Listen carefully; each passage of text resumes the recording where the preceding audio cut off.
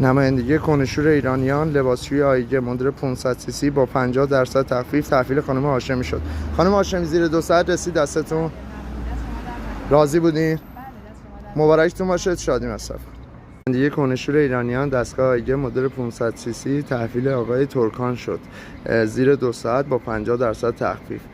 زیر 2 ساعت رسید دستتون؟ مبارکتون باشه، شادی مصرف کنید. قربانش.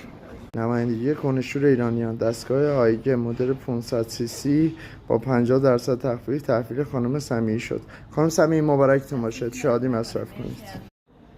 نمایندگی کنشور ایرانیان دستگاه مینیواش آیگه مدل 500 سی سی تحویل خانم موسوی شد با 45% تخفیف زیر 2 ساعت. خانم موسوی مبارکتون باشه، شادی مصرف کنید. نه خیالتون راحت، نصاب میاد خودش نصب میکنه. ارسال زیر 2 ساعت به موقع بود. مبارکتون باشه. نمایندگی کنشور ایرانیان لباسشویی آیگه مدل 500 سی سی با 50% تخفیف تحویل خانم هاشمی شد. خانم هاشمی زیر 2 ساعت رسید دستتون؟ راضی بودین؟ مبارکتون باشه، شادی مصرف.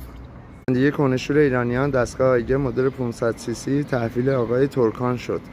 زیر 2 ساعت با 50% تخفیف. زیر 2 ساعت رسید دستتون؟ مبارکتون باشه، شادی مصرف کنید. قربانش.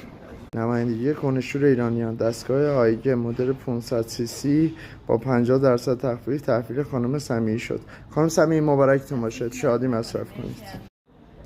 نمایندگی کنشور ایرانیان دستگاه مینیواش آیگه مدل 500 سی سی تحویل خانم موسوی شد با 45% تخفیف زیر 2 ساعت. خانم موسوی مبارکتون باشه، شادی مصرف کنید. نه خیالتون راحت، نصاب میاد خودش نصب میکنه. ارسال زیر 2 ساعت به موقع بود. مبارکتون باشه. نمایندگی کنشور ایرانیان دستگاه آیگه مدل 500 سی سی صفحه لمسی تحویل آقای امرایی شد.